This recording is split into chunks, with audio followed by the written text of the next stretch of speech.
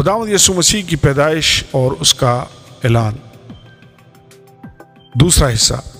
اب وہ 8 آیت میں یہ بتاتا ہے، لکھا ہے جو رات کو میدان میں رہ کر اس وقت کی زیادہ تر تاریخ بلکہ اس کے بعد اور پہلے بھی اسرائیل میں چرواہے اپریل سے نومبر تک میدانوں میں رہا کرتے تھے، اور یہ ممکن ہے کہ وہ دسمبر میں بھی میدان میں ہوں، مگر بھیڑیں دن کو چراگاہ میں پھرتی تھیں، اور پھر ان کے آرام کے لیے ایک چھوٹا سا عارضی بھیڑخانہ بنایا جاتا تھا جو کہ پتھروں کو اکٹھا کر کے یا لکڑیوں کو اکٹھا کر کے بھیڑوں کو ایک جگہ حفاظت سے بند کرنے کے لیے بنایا جاتا تھا۔ رات کے وقت وہ ان کو اندر لے آتے، ان کو اس بھیڑخانہ میں رکھتے، اور چرواہے اس کے داخلی راستہ کے باہر لیٹ جاتے۔ یہی وجہ ہے کہ یوحنا 10 باب میں یسوع کہتا ہے، میں نہ صرف اچھا چرواہا ہوں بلکہ میں دروازہ بھی ہوں۔ چرواہا ہی دروازہ ہے۔ چرواہا اپنا بچھونا دروازے کے سامنے اس طور سے لگاتا کہ کوئی بھی بھیڑ اس کے پاس سے گزرے بغیر باہر نہیں نکل سکتی تھی، اور وہ ایسا ہونے نہیں دیتا تھا۔ یسوع خود کو دروازہ کہتا ہے کیونکہ وہ چاہتا ہے کہ ہم جان جائیں کہ جب ایک بار ہم اس کے بھیڑخانہ میں داخل ہو جاتے ہیں تو وہ کبھی بھی ہمیں باہر نہیں جانے دے گا۔ یہ ابدی نجات کی تعلیم ہے۔ سو چرواہے یوں اپنی بھیڑوں کو جمع کرتے، وہ تمام دن باہر چراگاہ میں رہتی، رات کو وہ انہیں اندر لے آتے اور انہیں بغیر چھت کے اس بھیڑخانے میں رکھتے، اور وہ چرواہا اور اس کے ساتھی ان کی نگہبانی کرتے اور اپنی اپنی باری پر جاگتے اور نگہبانی کرتے، اور دوسرے چرواہے دروازے کے آگے سو جاتے تاکہ بھیڑیں باہر نہ نکل سکیں۔ لہٰذا وہ باہر میدان میں رہتے تھے۔ اب وہ کیا کر رہے ہیں؟ 8 آیت میں لکھا ہے، اپنے گلہ کی نگہبانی کر رہے تھے۔ اب رات ڈھل چکی ہے اور بھیڑیں بھیڑخانہ کے اندر آ چکی ہیں۔ اگرچہ چاند پورا ہو تو وہ انہیں کھلے میدان میں بھی چھوڑ سکتے تھے، لیکن عموماً بھیڑوں کو وہ بغیر خانے میں لے آتے تاکہ ان کی حفاظت کر سکیں اور کوئی شکاری ان پر حملہ آور نہ ہو سکے اور وہ چوروں سے بھی محفوظ رہیں۔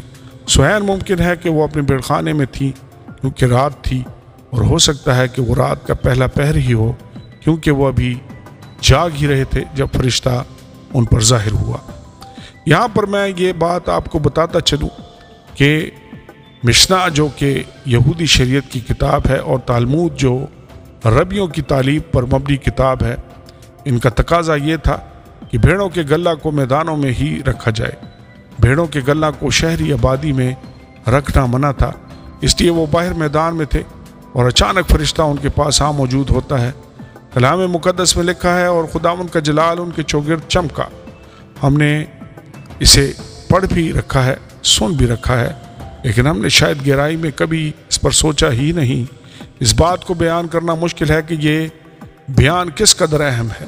یہ تاریخ کا نقطہ عروج تھا، اگرچہ اگر آپ خداوند کی جلال سے متعلق مطالعہ کریں تو وہ نور میں خدا ہی کا ظہور ہے۔ خدا جسمانی وجود نہیں رکھتا، اس کا بدن نہیں ہے، اس کی کوئی بیت نہیں، وہ اندیکھا خدا ہے، مگر جب وہ خود کو ظاہر کرتا ہے تو وہ خود کو نور میں ظاہر کرتا ہے، ایک جگمگاتے تیز چمکدار نہ سمجھ آنے والے نور کا ظہور۔ آپ حزقییل 8 سے 10 باب پڑھ سکتے ہیں۔ خدا کا جلال اٹھ گیا، وہ چلا گیا، وہ ہیکل سے دور چلا گیا۔ یہ ایک افسوسناک لمحہ تھا۔ نبی نے کھڑے ہو کر خدا کے جلال کو ہیکل سے اوپر اٹھتے دیکھا اور دروازے سے اوپر اٹھتے دیکھا اور باہر پہاڑ کے اوپر سے اوجل ہوتے دیکھا، اور خدا نے اسرائیل کو چھوڑ دیا، اور وہ جلال اس رات سے پہلے پھر کبھی واپس نہ آیا۔ اس رات تک یہ ایک لمبا عرصہ تھا، اور خداوند کا جلال زمین پر دوبارہ ظاہر ہوا۔ یہ کوئی معمولی واقعہ نہ تھا، یہ نور باغ عدن میں خدا کی حضوری کو ظاہر کرتا تھا۔ یہ نور خیمہ اجتماع میں بھی خدا کی حضوری کا عکاس تھا، اور اس رات یہ اس بات کو پیش کرتا ہے کہ خدا کی حضوری دنیا میں آ گئی تھی۔ اس مرتبہ خدا کی حضوری نہ تو کسی عمارت میں آئی اور نہ ہی کسی خیمے میں، بلکہ جسم میں یعنی مسیح کے روپ میں آئی۔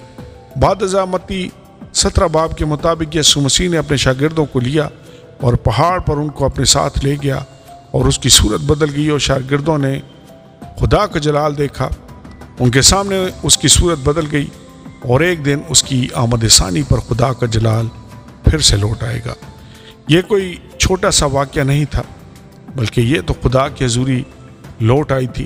لیکن دیکھیں کہ چرواہوں پر، جن کو معاشرے کی کمترین انسان سمجھا جاتا تھا، خدا کا جلال چمکا۔